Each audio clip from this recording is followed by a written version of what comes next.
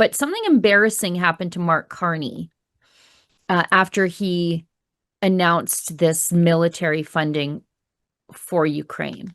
So Zelensky then turns around and gifts a firearm to the leaders there. It was a handgun.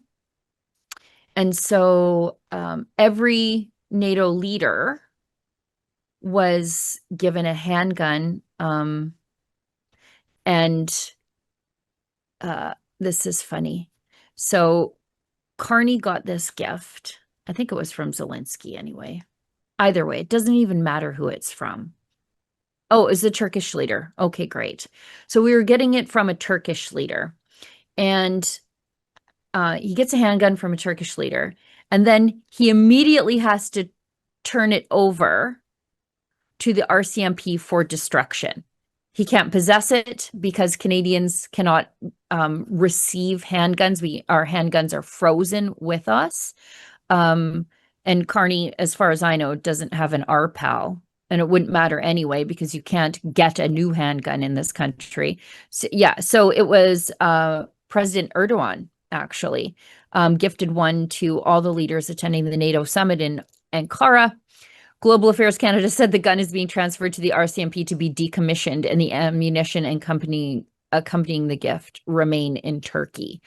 How embarrassing that they can't even allow Carney to take this gift home. But that's the state of affairs for firearms ownership in this country. Well, and this was also a highly personalized, Yes. engraved pistol.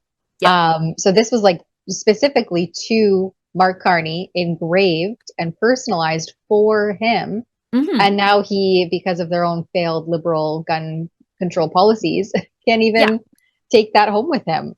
Yeah. He can't even like make it so that it's non-fireable. He can't even do that and then just bring it home as a souvenir or anything like that. It's because it's a firearm being transferred to him, a handgun being transferred to him. Not only does he not have an RPAL, but you can't transfer handguns anymore. It's got to be immediately turned over to the RCMP and destroyed.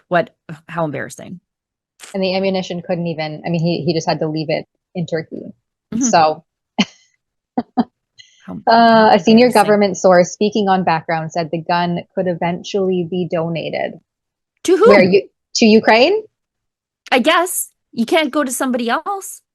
Like, this also tells me that senior officials don't know what the gun laws are, which actually that's always been the case. I mean, we saw Gary and Sangri not know what an RPAL was, or not know that we have red flag laws or anything like that. And he's in charge of the gun file. So, of course, a senior bureaucrat with the PMO wouldn't know that that firearm cannot be donated. It can't go anywhere.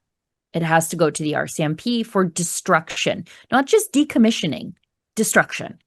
Well, they do say here that they may so following guidance from Canadian authorities, the government is looking to find an appropriate placement for this gift, including at a museum. So we may be able to box it up with a pretty bow and put it into a museum. I don't know. I don't know how they're able to do that because my father's firearms, which I am in possession of post his passing, regardless of how collectible they are or how historic they are, they will have to be destroyed. They can't go to a museum. So how can Mark Carney's gift go to a museum when my family history cannot be preserved in that way? Right. Rules for thee, but not for me, says Mark Guess so. Carney with his little growing hunchback there. Oh God, he's I see so frail. the one photo of him from National News Watch. It's just on full display there. Yeah, he's so bony. He's just so bony. We've got this